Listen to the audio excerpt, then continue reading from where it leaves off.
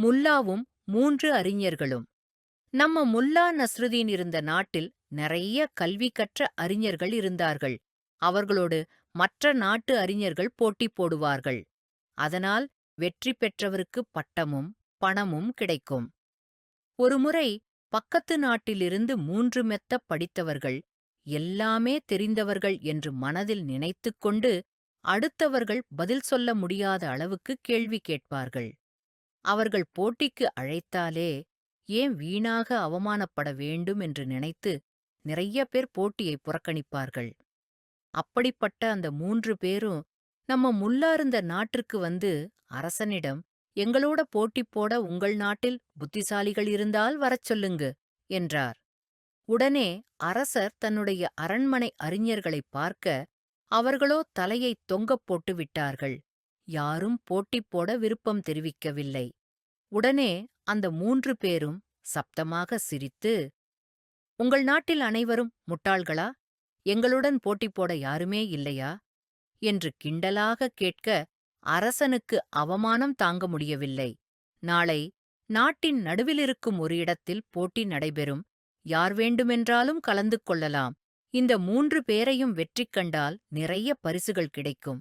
இல்லை என்றால் கடுமையான தண்டனை என்று அறிவிப்பு செய்தார். அன்றைய இரவே புத்திசாலிகள் என்று சொல்லித் திரிந்த நிறைய பேர் ஊரை விட்டுப் போய்விட்டார்கள். அடுத்த நாள் காலையில் அங்கே நிறைய மக்கள் கூடியிருந்தார்கள். அவர்களோடு போட்டி போட்டு தோற்றவர்கள் தலை குனிந்து நின்று கொண்டிருந்தார்கள். யாருமே அவர்களை வெற்றி கொள்ள முடியவில்லை என்ற ஆத்திரத்தில் அரசன் அமர்ந்திருந்தான். பக்கத்து நாட்டில் வியாபாரம் செய்து முடித்து தன்னுடைய கழுதையுடன் ஊருக்கு வந்தார். நம்ம முல்லா, என்னடா இங்கே இவ்வளவு கூட்டமாக இருக்கிறதே என்று வேடிக்கை பார்த்தவருக்கு பயங்கர அதிர்ச்சி. விசாரித்தபின் என்ன நடந்தது என்று தெரிந்து சற்று சிந்தித்தார். இந்த 3 பேரையும் சாமர்த்தியமாக சமாளிக்கலாம் என்று முடிவு செய்தார். உன்னிடம் நாங்கள் ஆளுக்கு ஒரு கேள்வி கேட்போம். நீ சொல்லும் பதிலை நாங்கள் சரி, தவறு என்று சொல்வோம். அப்படி நாங்கள் பதில் சொல்லவில்லை என்றால் உனக்கும் இந்த நாட்டுக்கும் அடிமை. நீ தோற்றால் இந்த நாடும் மற்றவர்களும் நீயும் வாழ்நாள் முழுவதும் எங்களுக்கு அடிமை என்றார்கள்.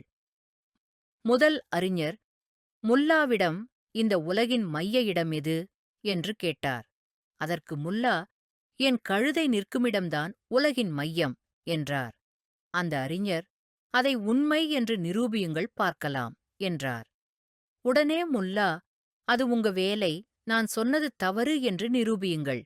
உலகை அளந்து பாருங்கள். அப்போது என் கழுதை நிற்குமிடம் உலகின் மையம் என்று தெரியும் என்றார். முதல் அறிஞர் என்ன சொல்வது என்று தெரியாமல் பேசாமல் இருந்தார். அடுத்து 2ஆம் அறிஞர், ஆகாயத்தில் மொத்தம் எத்தனை நட்சத்திரங்கள் உள்ளன என்று கேட்டார். அதற்கு முல்லா, என் கழுதையின் உடலில் எத்தனை உரோமங்கள் இருக்கின்றனவோ அத்தனை நட்சத்திரங்கள் ஆகாயத்தில் உள்ளன. வேண்டுமானால் எண்ணிப் பாருங்கள் என்றார். 2ஆம் அறிஞர் பேசாமல் இருந்துவிட்டார். 3வது அறிஞர் முல்லாவிடம், மக்கள் கடைபிடிப்பதற்காக சான்றோர்கள் வகுத்த நெறிகள் எவ்வளவு என்றார். அதற்கு முல்லா, அறிஞர்களே, உங்கள் மூவருடைய தாடியிலும் எவ்வளவு உரோமங்கள் உண்டோ அத்தனை நெறிகளைச் சான்றோர்கள் மக்களுக்காக வகுத்துள்ளனர். இதில் ஏதாவது சந்தேகம் இருந்தால் சொல்லுங்கள். உங்கள் மூவருடைய தாடியிலும் உள்ள உரோமங்களைப் பிடுங்கி எண்ணிக்கை சரியானது என்று நிரூபிக்கிறேன் என்றார். இவ்வாறு முல்லா கூறியதும், வேண்டாம் வேண்டாம், நீங்கள் சொன்ன பதிலை ஒப்புக்கொள்கிறோம் என்று கூறி அந்த அறிஞர்கள் தாங்கள் தோற்றுப்போனதை ஒப்புக்கொண்டு தங்கள் பரிசுகளை முல்லாவிடம் சமர்ப்பித்தனர்.